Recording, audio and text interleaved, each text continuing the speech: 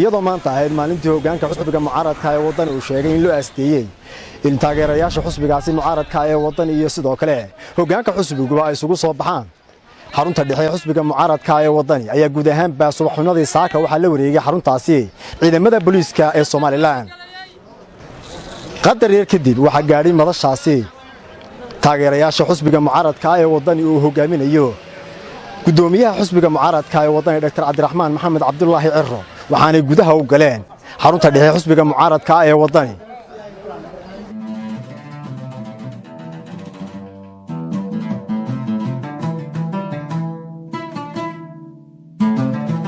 halkan aan ku suganahay waa xarunta dhexe ee xusbiga mucaaradka ee waddani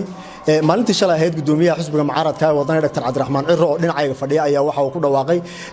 in taageerayaashiisa isugu soo baxaan xarunta xusbiga maanta oo ay taariikhdu ku aastay sidii waqtigii loo aasteeyay waxaan fadhinaa xarunta xusbiga gudoomiye ballowanaysa wuxuu dhacay waxaan u mahadnaqayaa dhammaan shacbiga reer Soomaaliland waxaan u mahadnaqayaa taageerayaasha xisbiga saakan lixdii sida lagu soo wargeliyay waxaa la wareegay xafiiska ciidamo xoogan oo ka saaray shaqaalihii xafiiska kuwii xafiiska ka shaqeynayay iyo shaqaalaha hoosaadkii xafiiska masaxayba hoggaanka xisbiga wuxuu isugu yimi halkan xafiiska agtiisa iyo taageerayaal door ah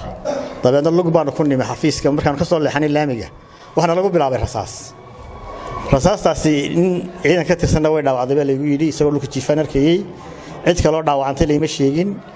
si nabadaan ku soo gaarnay xafiiska inkastoo rasaas fara badan oo kala joog lahayn nagu soo ridiyay mudane gudoomiye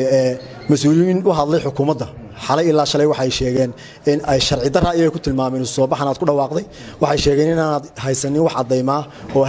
laamaha ku shaqada leh arintaasi aanad wax warqada aanad ka haysanin adiga xusbigaagu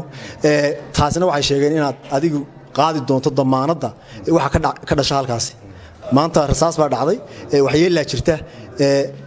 ma loo oran karaa arintaasi waxa dusha u ridanaya gudoomiyaha xusbiga mucaaradka waddani maadaama wax aanu haysanin ogolaanshaha nasiib wanaag horta meesha ka hadlayna waa xafiiska xisbiguna waa xafiis sharciya oo xaq u leh inuu xaruntiisa ku shaqaysto horteedana ka hadlo meel kanaan ka hadlayna ma jirin aduguna goobjoog baad ahayd markii rasaasna ugu firay goobjoog baad ahayd rasaasna maanaan wadan dhagaxna maanaan wadan ulana maanaan wadan ciidii rasaas riday iyo ciidii nabadgelyada xumaysay iyo ciidii wax dhaawacday ba ka jawaabi doonta habeenkii xalay ahaa waxa xabsiga loo taxaabay qaar kamid ah hogaankii xusbiga xogayihii guud ee xusbiga iyo sidoo kale afayeenka xusbiga xabsiga loo taxaabay wararka qaar waxay sheegayaan in adigoo ah gudoomiyaha xusbiga iyo hogaamiye xirsiba guryahooda la duldhigay ciidan maxaa ka jira arintaas xariga la xiray hoggaanka xisbiga ee ka mid yahay xogayaha guud iyo afayeenkiiba si adag baan u cambaaraynayaa waxaan u arkaa xarig sharci darro ah oo waddo loo soo maray aysan jirin iyo dembi lagu haysto midna oo ay tahay uun dee jujuub iyo sharci ku tumasho muwaadin aan dembi samayn la xidho oo weliba mas'uul sare oo xisbiga ka tirsan waxaan kaloo cambaaraynayaa odayaal dad badan oo shicibana waa la xidhay xalay lagu yidhi oo ka mid yahay xaaji meerayso ila meerayso ninkii soo saaray oo isna maqaaxi ka shaqeynaya xalay la xidhay marka dad badanna waa la xidhay hadda waxa la sheegay dumar halkan taagnaa subaxii hore in la xidhay xariga sharci darrada waan cambaaraynayna waxaan leenahay xorriyadooda loo soo celiyo ugu dambeyntii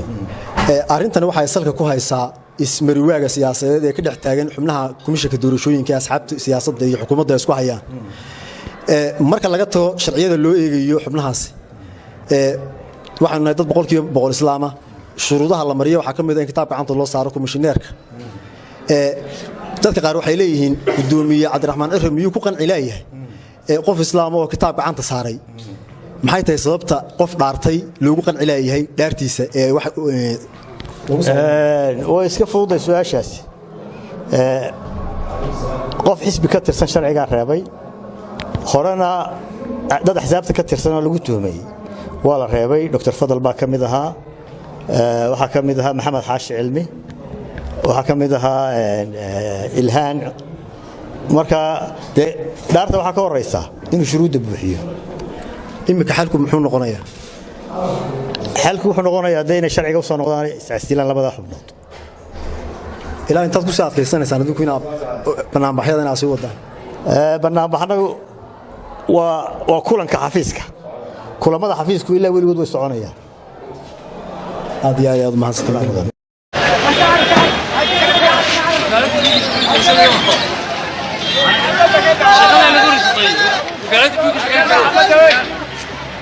قليل كدار رصاصة قليل رصاصة جوجي قليل خاصة الواحد انت قاعد يا حبيبي